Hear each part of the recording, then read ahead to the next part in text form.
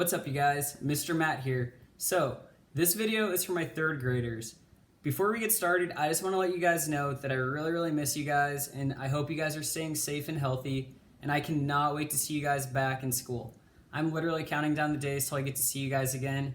I really hope that these music videos, lessons are helping you guys out at home. If you guys have any questions, all of the information are on these worksheets. Nothing should be too crazy or too tough for you guys, okay?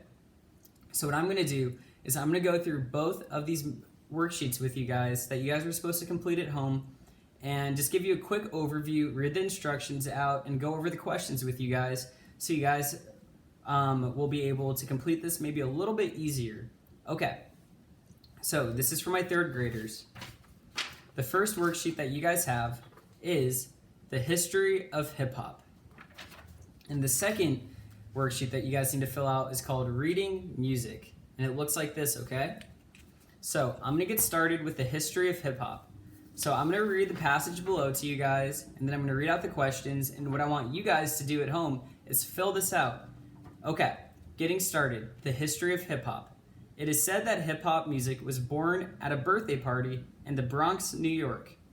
The popular genre of music started out as a party music in the 1970s. It was played by local DJs and in the city neighborhoods. DJs put different pieces of music together. They did this to make new sounds. Then, rapping was added. Rapping is a way of talking over the music with words that rhyme. DJs arranged the beats so that rappers could find a rhythm. Then, the rappers would speak in time with the beat. Rappers often wrote lyrics or the words of a song about their own lives. So this is kind of a way of expressive poetry. At first, hip-hop served as a response to disco. Disco was a dance music craze in the 1970s. Disco was all about wealth and status. Hip-hop emphasized reality and community. Hip-hop music and culture became helpful to musicians and listeners. It was a way for them to deal with the difficult things about city life. Hip-hop quickly became an artistic outlet for African Americans. It was a new way to tell stories. From there on, hip-hop evolved from just a type of music to an entire lifestyle. Hip-hop is an art form that continues to evolve and impact communities today. New artists and new sounds are brought into the genre. The new styles continue to become popular. Hip-hop is a genre that is heard and enjoyed all over the world. Okay, so from this excerpt, you guys have to write out 5 things, okay? So now I'm going to go over the questions with you guys. How are hip-hop and disco related? That was in this excerpt right here. So talk about how disco was a status symbol and then what hip-hop was. The second, why do you think hip-hop is an important music genre for African Americans? So all you have to do is go down to the 4th paragraph and read that, okay? Number 3, what are 2 things that make hip-hop unique? So maybe you can talk about how it's an expressive way of poetry and how it's a rhythmic way of talking over a beat of music. Number 4, what is one notable fact about how hip-hop music was created? Again, I'll give you a hint. Disco. Number 5, in your own words, write a definition for rapping. So maybe what rapping is to you and the different types of rappers or hip-hop artists that you guys enjoy listening to at home. Okay, so again, that was a quick overview of the history of hip-hop. The next thing that we're going to go over is the reading music worksheet. And it should look like this. So what I'm going to do is I'm going to read out the instructions to you guys, and I'm going to go over the bass clef and the treble clef and the different types of notes that you guys will need to complete this worksheet.